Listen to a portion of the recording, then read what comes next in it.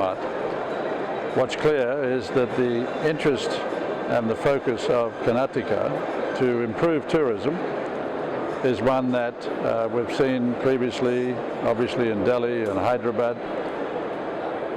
India remains probably within this entire region of Pata the destination with the greatest potential to bring the attractions, cultural, heritage, ethnic, business or whatever, to a much wider audience. And India in that respect has the opportunity to grow with in terms of its international arrivals, its regional arrivals, far greater than many of the other more established destinations that are better visited now in terms of numbers. Our concerns are continue to try and help India as a member destination and the Indian industry to recognize, not just recognize their potential, but to turn that into actual numbers and actual expenditure and visitation. Personally, I'm a great believer that travel is probably one of the best roads to peace. And anything that can help that is in the interests of the world and its peoples, including here in India. The wonderful potential of India, with all of those attractions, it meets the special interests of probably the widest variety of traveller. Getting to that traveller, obviously, is part of the role that Pata hopes to play by this sort of thing. The promise that I see, you have 28, is it 28 or 29 states at present? 28, about to be 29, I think, isn't it? Okay. And we've seen that interest expressed now through Pata's travel marts for 3 different regions. To me, that just means there's another 25 states here who, if they are going to be interested in travel and tourism, you know, should look for similar opportunities. And the variety that you see in something like this, for instance, which is different from Ladakh, and it's different from Maharashtra, and it's different from Kerala. That variety is the greatest thing that incredible India has going for it. And the day when I'm sitting opposite you, or maybe my son sitting opposite your son, and is referring to the 70 million arrivals, international arrivals in India, I hope is not too far away. What do you think where we are lacking? Why we are not able to achieve the big target? As you rightly said, we have got everything, all kind of tourism aspects we have. I think so where we are lacking. I think it's not for us to provide the answers.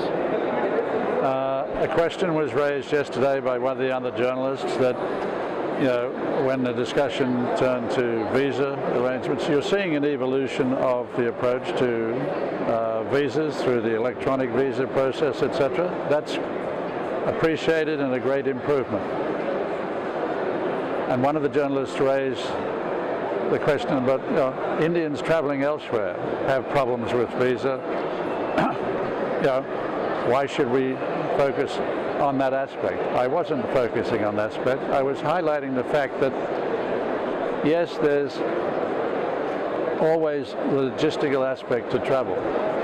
But you tell me, if 100 million Indians have found a way to travel internationally, despite what that gentleman highlighted was visa problems, as it was put, or visa processing, India and the Indian industry, the media, have to ask the question, why haven't only 100 million of the 1-point-something billion that now travel internationally found their way similarly to India?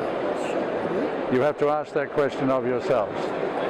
And today, and particularly in a country that prides itself on its technology position in the world, with the software and other inventions that come from Indian entrepreneurs,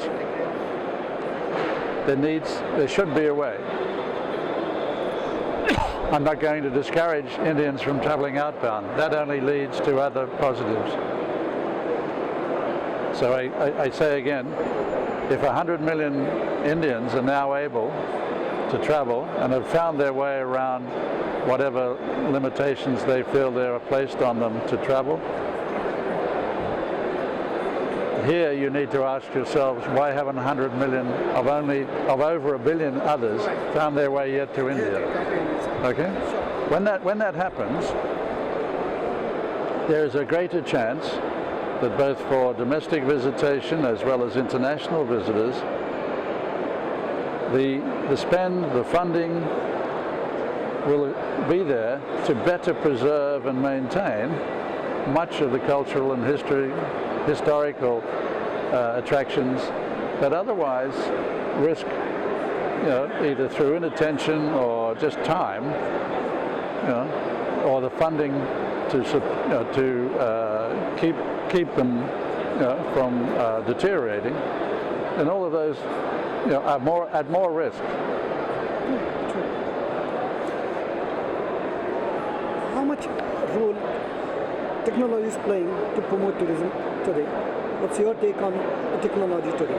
On Technology development. technology today allows destinations where the whole of government takes a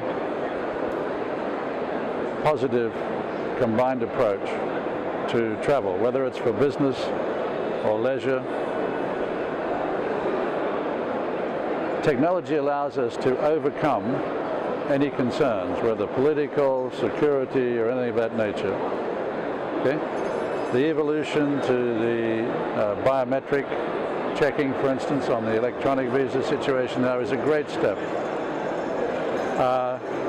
If that's not all coordinated, however, into a system and a server that handles it all, then the fact that I might apply for a visa in Hong Kong 1 year, and a visa in London another year, and a visa in Sydney another year, if those systems aren't talking to each other, which they can already, we know that, okay? I go through a passport control in Sydney that I don't even speak to anyone, I don't even stop to talk to anyone. Today, electronic passports can be read and can confirm and reassure and can reassure the destination of the validity of the traveller or otherwise. And they can pick it up far quicker than just a personal interpretation, and far more conveniently, far more cost effectively. So again, maybe in some form of public-private partnerships, the technology industry here in this country can meet those needs in ways that satisfy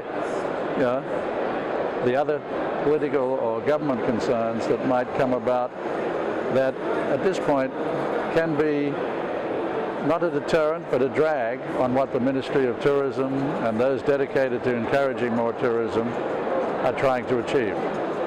At the end of the day, if the whole of government is aware that destinations become more attractive when the infrastructure spending is designed not to please the visitor, not to please the tourist, but to raise the quality of life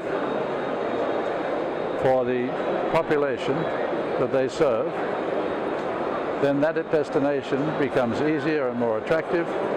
The population is more appreciative of the impact, the economic impact that visitation can bring from whatever source, domestic or otherwise, and the destination itself becomes more attractive then for people who might initially come on leisure to consider whether or not they should also come back and do some business. So all of those factors are there. An organization like PATA doesn't encourage huge destination infrastructure development projects for the tourist.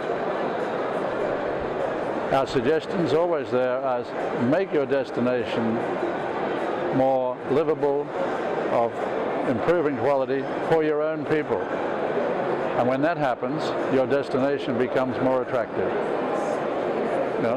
improving roads might make it easier for tourist buses, but improving roads are going to be used 99.99% of the time by the people there who need the improved roads.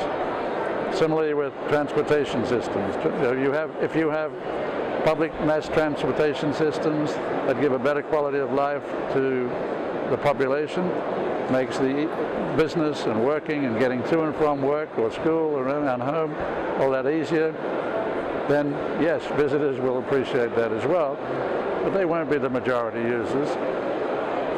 And frequently we hear in destinations around the world, people say, oh, the political will is not there because they don't see visitors as voters. Of course we don't. Well, of course they don't. There's no reason why they should. What they should see as the voters is voters and take care of them, and then travel will take care of the rest.